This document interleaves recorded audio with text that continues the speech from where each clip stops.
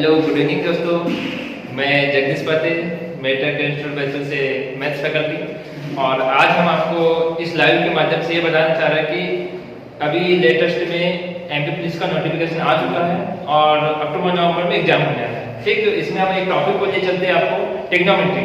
बहुत important topic है trigonometry maths का, ठीक, जो एडवांस मैथ्स में 2 से 3 क्वेश्चन इसमें एमपी पुलिस में आने की संभावना है। ठीक, तो हम आपको बेसिक फार्मूले बताते हैं ट्रिग्नोमेट्री के। तो चलिए मेरे साथ जुड़े रहिएगा।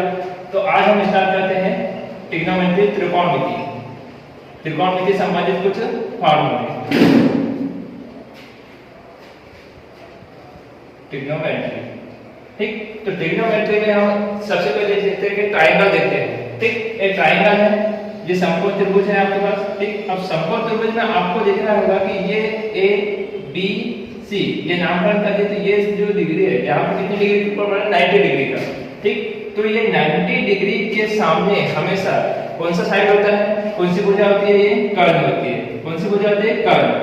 और यहाँ पर कोई थीटा नहीं है कोण, तो क्या मान सकते हैं उसको, कोण थीटा मान सकते हैं। तो थीटा के सामने वाली भुजा हमेशा कौन सी होती है, लंब होती है। कौन सी होती है, लंब।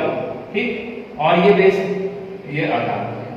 अरे बस समझे। ठीक, तो पाइथागोरस प्रमेय या समकोण त्रिभुज पाइथागोरस प्रमेय का फार्मूला क्या होता है, कर्ण का वर्ग बराबर से लंब का वर्ग धन आधार का वर्ग। क्या होता है, कर्ण का वर्ग धन इक्वल लंब का वर्ग धन आधार का वर्ग। ठीक, तो आपको मैं थ्योरम बता रहा हूं, किसी समकोण त्रिभुज में क्या होता है, किसी समकोण त्रिभुज में कर्ण का वर्ग अन्य दो भुजाओं के वर्गों के योग के बराबर होता है। ये इसको बोलते हैं पाइथागोरस प्रमेय।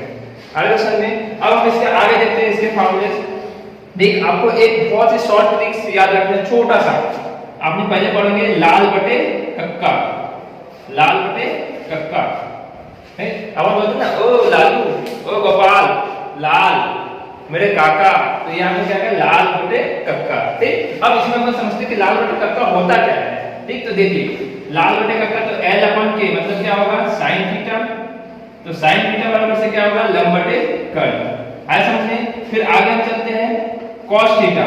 तो cos थीटा बराबर से क्या हो जाएगा, आधार बटे कर्ण। Very good. और tan थीटा, तो tan थीटा बराबर से क्या हो जाएगा आपके पास, लंब बटे आधार। क्लियर। अब इसके हम अगर विपरीत चीज अगर देखेंगे तो साइन का उल्टा क्या होता है, कोसेक होता है। क्या होता है, कोसेक। तो कोसेक थीटा बराबर से क्या हो जाएगा, कर्ण बटे लंब, कर्ण बटे लंब। ठीक, cos का उल्टा क्या होता है, sec थीटा। तो sec बराबर से क्या हो जाएगा, कर्ण बटे आधार। ठीक, उसी प्रकार यहाँ पे tan का उल्टा क्या होता है, cot थीटा। cot बराबर से क्या होगा, आधार बटे लंब। ऐसे मतलब ये आपके बेसिक फार्मूले है। ठीक, अब इसके हम आगे चलते हैं तो आपको मैं इस 2-3 फार्मूले और बता रहा हूँ। ठीक, क्या है, sin square theta plus cos square theta equal कितना होता है, 1। अगर आपको यहां से sin स्क्वायर थीटा का मान अगर निकालना है तो क्या करेंगे, cos स्क्वायर थीटा को पक्षांतर कर लेंगे, तो प्लस का पक्षांतर क्या होता है, माइनस। तो बहुत इजी तरीके से हम निकाल सकते हैं sin स्क्वायर थीटा बराबर से क्या हो जाएगा, 1 माइनस cos स्क्वायर थीटा। अरे बस उसी प्रकार अगर हमको cos स्क्वायर थीटा का मान निकालना है तो क्या हो जाएगा, 1 माइनस sin स्क्वायर थीटा। ऐसा नहीं। चलिए इसके हम आगे चलते हैं। तो आपके पास एक और फार्मूला है, एक और क्या फार्मूला बन जाएगा, 1 प्लस tan स्क्वायर थीटा क्या होता है, sec square theta. 1 plus tan square theta equal कितना, sec स्क्वायर थीटा। तो हमको अगर यहां से tan स्क्वायर थीटा का मान निकालना है तो क्या रखेंगे, tan स्क्वायर थीटा जैसे का वैसा और sec स्क्वायर थीटा माइनस क्या कर देंगे, 1। अगर सपोज दैट 1 बराबर से आपको नहीं पता तो 1 बराबर से क्या हो जाएगा, sec स्क्वायर थीटा माइनस क्या हो जाएगा, tan स्क्वायर थीटा। ऐसा लिखना। और एक और बेसिक फार्मूला है। ठीक, मैं आपको यहां से नोट कर दूंगा। ये एक और क्या है, 1 प्लस cot स्क्वायर थीटा बराबर से होता है cosec स्क्वायर थीटा। ठीक, तो यहां पर क्या करना है, cot स्क्वायर थीटा का अगर मान निकालना है तो cot स्क्वायर थीटा जैसे का वैसा रख दीजिए। और यहां पे क्या करेंगे, cos स्क्वायर थीटा माइनस क्या कर लेंगे, 1। ठीक, उसी प्रकार अगर 1 बराबर से क्या हो जाएगा, cos square theta cosec square theta minus क्या हो जाएगा, cot स्क्वायर थीटा। अगर समझ, तो ये आपके बेसिक फार्मूले हैं जो आपको याद रहना चाहिए। ठीक, जैसे हम लोग के पास अभी बात किया जाए तो मॉर्निंग टाइम में 9, 10, 11, 12 के भी बैचेस स्टार्ट हो गए। तो 11 का बैच रहता है मॉर्निंग में 6:30 बजे से लेकर 9:30 बजे तक। ठीक, और इवनिंग में रहता है 5:15 बजे से 6:30 बजे तक हम लोग के पास 10th क्लास वाले स्टूडेंट्स आते हैं। तो अगर आप भी इस वीडियो में जो भी आप देख रहे हो तो आपके छोटे भाई बहन होंगे जो भी होंगे, ठीक, तो आप लोग ज्वाइन कर सकते हैं इवनिंग में 10th की बैचेस और मॉर्निंग में 9, 11, 12 वाले बैच। ठीक, तो चलिए और आगे देखते हैं। अब बेसिक फार्मूले आपको 2-3 और पता होने चाहिए। जैसे आपको पास पता होगा tan थीटा बराबर से क्या होता है sin theta upon cos theta. ठीक, उसी प्रकार tan का उल्टा क्या होता है cot थीटा, तो cot थीटा बराबर से क्या होता है cos थीटा अपॉन क्या होता है sin थीटा। तो ये आपके बेसिक फार्मूले हैं जो आपको याद रखने चाहिए। ठीक, और जैसे अगर आपको एग्रीकल्चर का अगर टारगेट बेच अगर ज्वाइन करना है तो मेट्रिक कैरियर इंस्टीट्यूट में आकर आप संपर्क कर सकते हैं, जिसका टारगेट बेच मॉर्निंग में 8:30 बजे से लेकर 12 बजे तक क्लासेस चलती है और सेकंड बेच हमारे यहाँ पे चलता है 1 से 4 बजे तक का। ठीक, तो इसमें आप ज्वाइन कर सकते हो। चलिए आगे हम देखते हैं, इतना हुआ क्लियर बेटा? चलिए ठीक है, बहुत बहुत धन्यवाद। फिर आगे हम आपको बताते हैं कि त्रिकोणमिति टेबल हम कैसे याद किया जाए। ठीक, बहुत से बच्चों को पता नहीं रहता कि sin 90 का मान कितना होगा, tan 30 का मान कितना होगा, tan 45 का मान कितना, तो इसका बहुत ही सिंपल आपको तरीका आज बता रहा हूं मैं। तो आज हम देखिए, सबसे पहले क्या लिखते हैं यहाँ पे थीटा 0 डिग्री 30 45 और यहाँ पे क्या हो गया 60। क्लियर चीजें? चलिए हम इसके बाद आगे देखते हैं और आगे यहाँ पे 90 का। ठीक, तो हम यहाँ पे आपको बता रहे हैं थीटा, तो हम यहाँ पे लिख देते हैं sin थीटा cos थीटा और ये हो गया आपका tan थीटा। क्लियर चीजें? अब आपको हम बेसिक चीजें बताते हैं। कई बार एग्जाम में पूछा जाता है कि sin 30 का मान कितना होता है, तो अब हम बच्चे भूल जाते हैं, समझ में नहीं आता कि कैसे मान निकाला जाए। तो इसका सिंपल तरीका देखिए, क्या सिंपल तरीका है, यहाँ पे कुछ निकालना है 0/4, क्या करना है 0/4। फिर आगे बढ़ते क्रम में चलो 1/4, फिर आगे बढ़ते क्रम में 2/4, फिर आगे बढ़ते क्रम में 3/4, फिर आगे बढ़ते क्रम में 4/4। इधर कितना से स्टेप आपको याद रखना है, क्या याद रखना है, रूट में 0/4, रूट में 1/4, 2/4, 3/4, 4/4। क्लियर? अब इसको हम ऐसे सॉल्व करते हैं।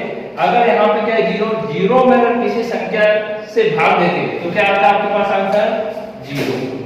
याद रखना, कभी भी 0 में किसी संख्या से अगर भाग देना है तो उसका कितने बार भाग जाता है 0।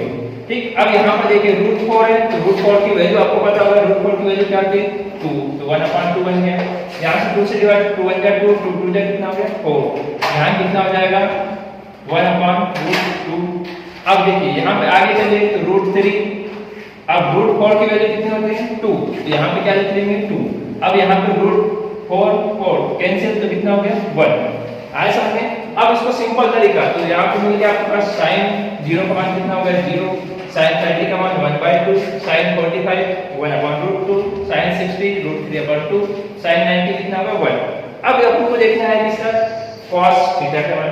अब cos थीटा का मान देखना है तो क्या करें, इस वाले राशि पे डाल लो, तो 1 को यहाँ पे लिख लो, यहाँ पे √3/2, 1/√2, 1/2 और 0।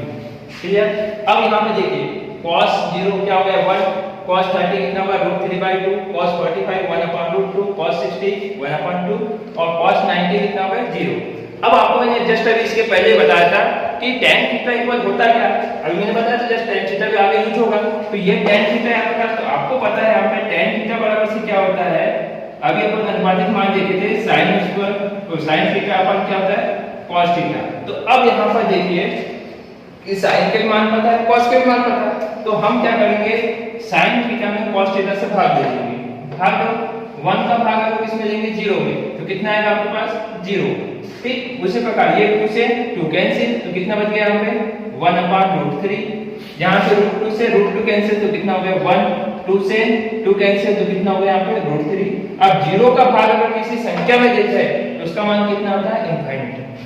अरे बस सर, तो ये आप बहुत इजी तरीके से याद कर सकते हैं। तो चलिए एक बार जल्दी से देख लीजिए, sin 0 कितना होगा 0, sin 30 कितना होगा 1/2, sin 45 कितना 1/√2, sin 60 कितना होगा √3/2, sin 90 कितना होगा 1। ठीक, अब इस वाले राशि को क्या करेंगे चेंज करेंगे, cos 0 क्या होगा 1, cos 30 कितना होगा √3/2, cos 45 कितना होगा 1/√2, cos 60 कितना होगा 1/2, cos 90 कितना होगा 0।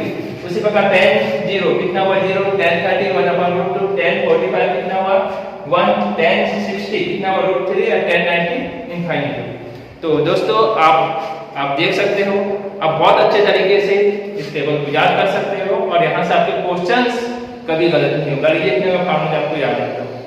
तो इसके लिए बहुत बहुत धन्यवाद, जुड़े रहिए। Thank you.